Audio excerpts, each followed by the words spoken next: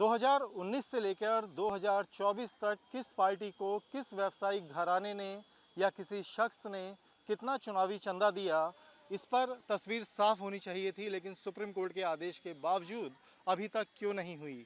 ये सवाल आज एक बार फिर सुप्रीम कोर्ट में उठा और सुप्रीम कोर्ट ने इस सवाल से जुड़े जितने अगर मगर थे, जितनी याचिकाएं थीं, जितने इसमें सवाल पैदा किए जा रहे थे, उन सबको सिरे से खारिज कर दिया और एक बार फिर साफ कर दिया कि एसबीआई को 21 मार्च की शाम 5 बजे तक वो पूरी डिटेल साझा करनी होगी जो अभी तक गुप्त रखी गई है। वो डिटेल जिससे ये पता चलेगा कि अभी तक किस व्यावसायिक संगठन और किस बिजनेसमैन ने किस पार्टी को कितना चंदा दिया, ये पूरी डिटेल बतानी होगी। क्योंकि एक बार बता दें कि जब सुप्रीम कोर्ट ने आदेश दिया था एसबीआई को कि आप सारा डाटा सार्वजनिक करें, चुनाव आयोग की वेबसाइट पर साझा करें, तो एसबीआई ने सिर्फ वो डाटा साझा किया कि इतना इतना चंदा इतने इतने समय में दिया गया, लेकिन इससे मकसद हल नहीं हो रहा था। जब ये मामला सुप्रीम कोर्ट में आया था तो सवाल यही उठा था कि लोग ये जानना चाहते हैं कि किस पार्टी को किसने कितना चंदा दिया और कब दिया। इससे ये पता चल सकेगा कि सरकार की जो नीतियां रहती हैं, जो भी नीति निर्धारण होता है, क्या उसके पीछे उस चंदे की या चंदा देने वाली की कोई भूमिका है, क्या उसे कोई लाभ पहुंचाने की कोशिश की गई है। इन तमाम मकसद से ये सुप्रीम कोर्ट का आदेश था कि प्रत्येक व्यक्ति का जो सूचना का अधिकार है उसके तहत ये डाटा सार्वजनिक होना चाहिए। लोगों को ये जानने का हक है कि किस राजनीतिक दल को कौन कितना चंदा दे रहा है। लेकिन इस आदेश को एसबीआई बैंक ने, जिसके पास इलेक्टोरल बॉन्ड जिससे खरीदे जाते थे, उसने इस आदेश की तामील अभी तक नहीं की है। आज एसबीआई की ओर से वरिष्ठ अधिवक्ता हरीश साल्वे पेश हुए तो उन्होंने आज फिर यही कहा कि उन्हें आदेश की तामील करने में कोई परेशानी नहीं है, वो इसे पूरा भी करना चाहते हैं, लेकिन इसमें तकनीकी समस्याएं हैं। जब इलेक्टोरल बॉन्ड को गुप्त रखने की नीति बनाई गई थी तब ये इलेक्टोरल बॉन्ड 2 हिस्सों में बांटा गया था।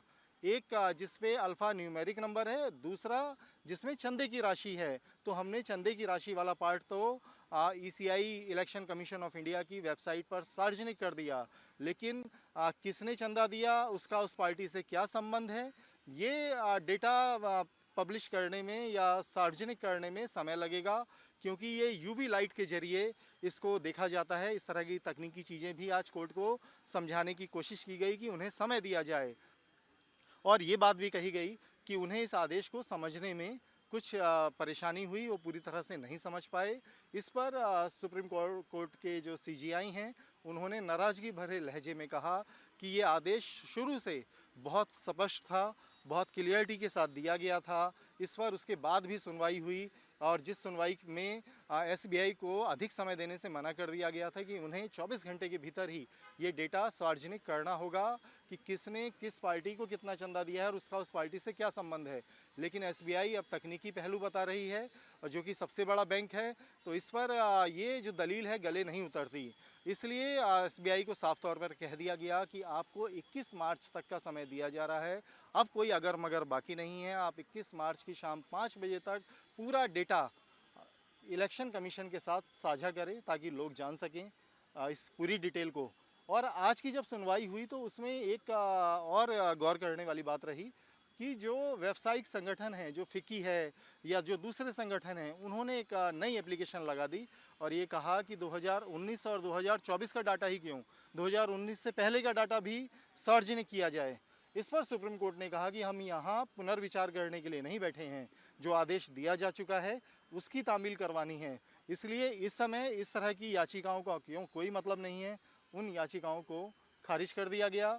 इसी बीच जिक्र चला सुप्रीम कोर्ट बार एसोसिएशन के जो प्रेसिडेंट हैं उनके द्वारा लिखे गए पत्र का, जिसे सुप्रीम कोर्ट ने कहा कि इस तरह के पत्र सिर्फ पब्लिसिटी स्टंट हैं, उनका इस केस से, इस मामले से कोई सरोकार नहीं है, तो उस पर जिक्र करना भी फिजूल है। तो आज की जो सुनवाई थी उसने एक बार फिर ये साफ कर दिया कि सुप्रीम कोर्ट बेहद संजीदा है अपने आदेश को लेकर। उस आदेश से जुड़े जितने अगर मगर हैं या उस पर जो सवाल या उसे डिले करने की जो प्रैक्टिस हो सकती है उसको लेकर सुप्रीम कोर्ट बेहद चौकन्ना है और इसलिए बहुत ज़्यादा समय नहीं दिया गया है। फिर एसबीआई के चेयरमैन को कहा गया है कि बस 21 मार्च शाम 5 बजे तक आपको ये पूरा डेटा सार्वजनिक करना होगा। वीडियो जर्नलिस्ट सिद्धार्थ के साथ अवनीश चौधरी, न्यूज नेशन दिल्ली।